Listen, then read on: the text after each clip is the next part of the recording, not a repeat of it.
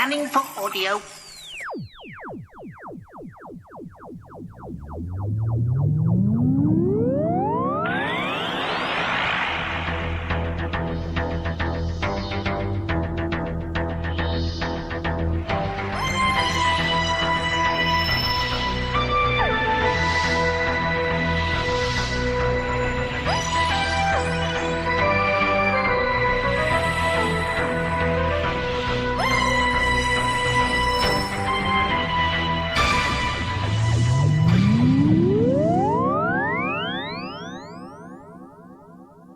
Welcome to a Tin Dog podcast. This time talking about the haunting of the Villa Diodati. Deal confusing titles. How about the Haunted Villa? Yeah? Can we just call it that? Kind of what they should have called it in the first place? I'm not here to moan. I'm not. And then started moaning. This is episode 8. There's 2 left. And let's face it, the last 2-parter is actually a 3-parter, and this is part 1 of the 3-parter because it's the setup. Now, I have to move on. I have to move on from this story taking place and apparent precedence in most people's minds over a considerably superior Big Finish story with Mary Shelley taking place on this very night. I have to move on. I have to accept it. Don't want to believe in Big Finish much more than TV. Headcanon melting. So, who else thought that the Cyberman was going to be in this story? Would that be everyone? I'm thinking so. Because Mary gets to meet the Cybermen in the Big Finish stories. And it's obvious. They're cyborgs. They're science fiction. It's on paper. I mean, let's face it, if Doctor Who hadn't done this, Star Trek would have, with the Borg. And that is a terrifying idea. Oh, you know that there's a throwaway line about Ada and having a beautiful mind. What would have made it even better was if the Doctor said, "Oh yeah, I know your mum, Mary," because her mum was a major feminist author, and that would have been a nice name check. But of course, this is the only podcast talking about Doctor Who presented by someone who didn't watch it in a massive room at Gallifrey. Yes, I wasn't there. So I kind of got to hear what was going on. Because, well, unless you went back to your room and watched it again, you missed quite a lot, I think. Now, story splits quite neatly into 2 halves. First half, an attempt at being a ghost story. Second part, Cyberman story with bits of Frankenstein chucked in. I think we can all agree on that one. So let's review both parts. So, as the story's in 2 halves, let's review this in 2 halves. Part 1, the ghost story. Yes, the skull in the crib is a bit, much. That business with the timing on itself. Yes, we all wanted to go, oh, isn't that recursion? And it's not. It's some sort of perception filter. But it's nice that you've got a whole MC Escher thing going on. Nobody uses chalk to mark things out, which would have been cool as well. But it's also nice that these people are just, fops. Not exactly sitting around going, let's all create the greatest ghost stories of all time. And of course, Frankenstein's not. But for me, the thing that annoyed me the most in the storyline was Graham's ghosts. The ones who brought him a sandwich. Because as the story finished, I turned to my wife and I went, well, that doesn't explain the ghosts. That doesn't explain the extra level of, the thing that was actually putting the cats amongst the pigeons, the thing that wasn't the sci-fi aspect.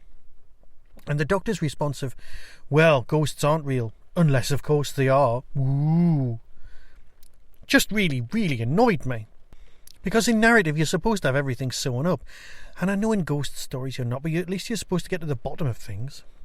Perhaps that's where I fall apart in my dislike of ghost stories a little bit more than some people, because there isn't a closed narrative. Quite often, especially in things like well, it doesn't matter, you've experienced it yourself. You don't need me to go down those roads. Of course there's going to be things that annoy me. Things like, that would have, not made it past the writing stage, or at least an editor stage. I'll drop you off in 2020, instantly ages the series. I'll drop you off at home would have been an easier and quicker line to do. But, of course, you can't talk about this story without talking about the cracked-faced Cyberman. Clearly, some people are saying that this is an unfinished Cyberman. No, this is a finished Cyberman who's received some damage to the inhibitor. They go, no, you haven't got your inhibitor yet. Yes, he has. He has got his inhibitor. It's just broken, just like his faceplate. Now, here's a thought. This character has to reappear in the future. Why? Because you can identify this Cyberman. All monsters in Doctor Who look the same. So you can have armies of them made out of 6 people. Yeah? But when it comes to this particular thing, like Davros, you need a mouthpiece, a main person. Yes, Cyber Leader. Can have a silver jaw. Can have slightly different painted handles. That kind of thing. Oh, is it truly the case that the cyber ships next week have got, well, handles? Or are they flying cyber heads that are separate? A bit like Cyborg in Teen Titans Go? Perhaps not. You see, I love Frankenstein, but I love the big finish end of things just a bit more. And now that we've got this new split head Cyberman, well, that's fine. We've got that visual focus. The nice moments of the series were lovely. It was Mary talking to the creature and trying to regain his humanity, when he was saying things like, well, I did have a family, but they joined the resistance. Of course, some people misheard this and going, till I joined the resistance. Well, that made no sense, thinking that there's some sort of other big alien creature or race out there that the Cybermen are fighting. No, he was turned into a Cyberman. He killed his family because they were part of the anti-Cyberman forces. It was quite obvious. Yes, I liked this story better than the other stuff in the series. That is fine. That is perfectly acceptable. It's not my favourite, but it is kind of my favourite of this series. Let's put it this way. Sometimes I find myself going, oh, what shall I watch? And I bring up on the BBC iPlayer, God bless it, the old series with Jodie. And I always go to the same episode. It's the one with the witches, because I just kind of like it and it's nice to have on in the background. This will be my version for this series. Because I like the Cybermen. I like the characterization. I don't like the big, dodgy Terminator glowy ball thing made of mercury that floats in the air that goes into people's bloodstreams. Taking someone to the edge of their death in order to get things out. The Doctor is very, very edgy in this story, but I still think she's delivering her lines too fast. There's stuff that you have to listen to a few times to get, but perhaps I was complaining about that years ago as well. Is this a nice setup for the future? Yes. Do I love Frankenstein? Yes. Is Mary Shelley just great? Yes. And it was so nice to have the baby involved in the storyline, because so many tellings of this night miss out the kid. Yes, by far, the best character in the whole programme was, well, I want to say Butler, but he's the valet. Marvellous. Just a cracking performance all around. As far as I'm concerned, best performance of the entire series, and all you got was a set of eye rolling and somebody who knew better than everyone else. Great. I'm going to go now, and I'll speak to you very soon, probably about Doctor Who, or maybe Star Cops. Maybe, maybe not. So until next time, be seeing you. Hooverville has moved. The 24th of October 2020 brings with it the best little Doctor Who convention in the world. Tickets available from the Derby Quad website. Guests announcement soon. That was the Tin Dog Podcast. Available on Spotify, iTunes, Acast, Stitcher, and wherever good podcasts are found. Get early access to content by subscribing to the Tin Dog Podcast YouTube channel. You can support the show at patreon.com/tindog. Contact the show on Twitter at tindogpodcast or email tin-dog@hotmail.co.uk. All of the things discussed are the intellectual property of others. No infringement is intended. The Tin Dog Podcast is a founder member of the Doctor Who Podcast Alliance. I'm Bernice Summerfield. The name's Kreiner. Fitz Kreiner. My name's Izzy and I chose the Doctor. Which means you must be Mary Shelley. What is this game you're playing, Doctor? Hello, I'm the Doctor, a traveller from beyond space. I get results.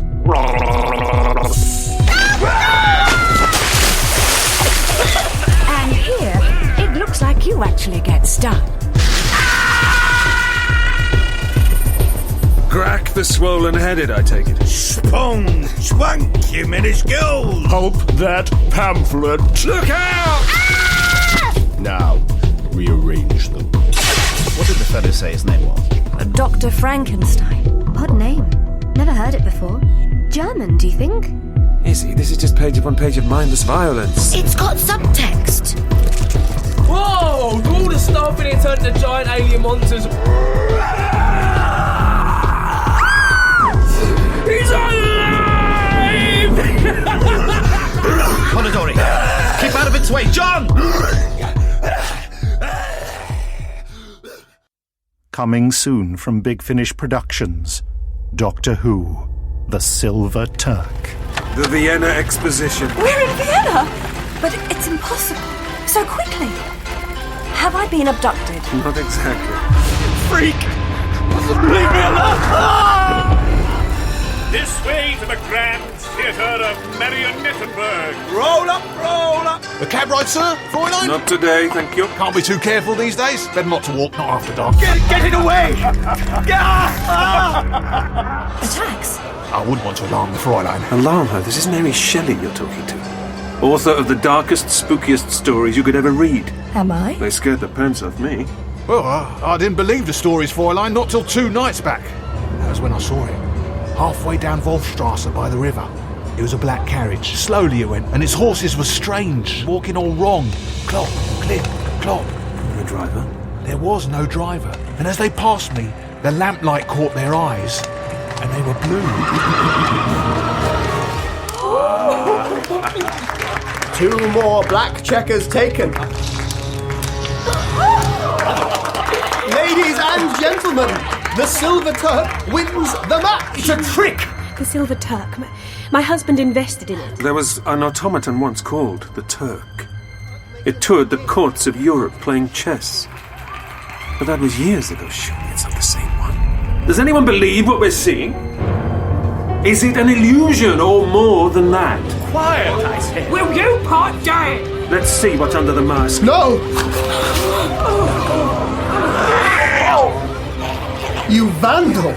What is it? I knew it. This is no fairground automaton. It's alive. Subscribers get more at bigfinish.com.